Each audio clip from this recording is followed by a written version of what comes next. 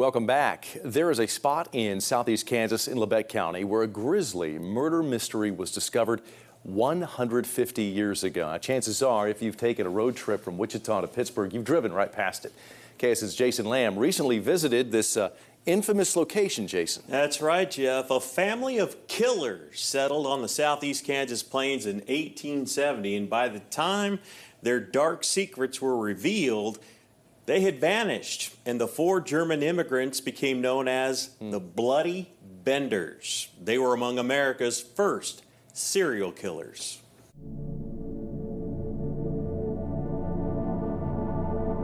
What lies beneath this pasture 6 miles northwest of Cherryvale?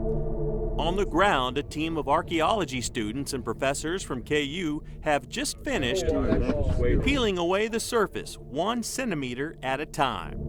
The land where the Bloody Benders murdered weary travelers is owned by Bob Miller of nearby Independence. We know what happened here. We're trying to find out, where did it happen? You know, where was the cabin, the stable, the corn crib, the outhouse, the well, the graves, and are there any body parts still there if we can find the graves? The Benders built a 24 by 16 cabin near the Osage Trail. The trail was like a highway for immigrants and travelers on their way to the west. The Benders cabin served as an inn for travelers. It was divided by a curtain, and when guests sat down for dinner, they were placed against that curtain. Then one of the men would come around the side with a hammer, beat him upside the head in the right temple, bash their head in the back. And if that didn't kill them, they would just lay them down, and just to make sure they were dead, open the trap door, which was only 18 by 24, and let their head fall in, then slit their throat almost all the way through, and let them bleed out in the cellar. When the brother of a Kansas state senator went missing in 1873, the Benders felt the heat and just vanished. Shortly after that, their heinous deeds were discovered. Between 8 to 11 bodies were found buried in the Benders orchard. When the news hit on this, there were 2,000 or 3,000 people a day coming out to look and see it. People were coming, reporters came here from Chicago and New York. Harper's Weekly sent the reporter out to do a big spread in Harper's Weekly, which was a big, huge paper of the day. Continued fascination with this story has spawned numerous books about the Bloody Benders, and it's the reason why Miller bought the property in 2020. That led to a call to the KU Department of Anthropology and Archaeology. Bob and I have been talking for a couple of years, and he wanted to do some excavation at the site, see where the Bender house was, what we could tell about the Benders and about their victims. A year ago, remote sensing located ground disturbances under the surface.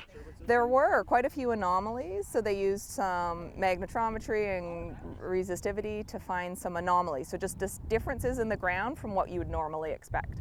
And so that's what we've targeted to test here. It's just been real fascinating to see what they do and how they do it, and the tediousness of the work, because they grid things off in 1 meter squares, and they take a mason's trowel and scrape, and then they have this sifter that they go through to pick out little pieces of artifacts.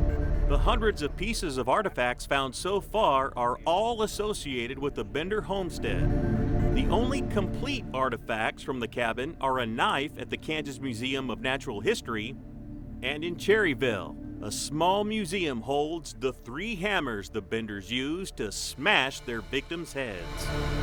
Ultimately, what I would like to do is find out where the cabin was and the stable and the grave sites.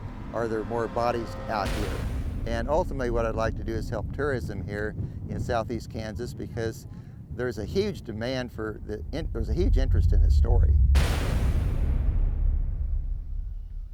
Now, Miller realizes this is going to be a very long project. He would like to see a Bender museum built in his hometown in Independence, complete with a replica cabin, like what Cherryvale once had years ago when he was a kid. Fascinating story. All right, Jason, thanks.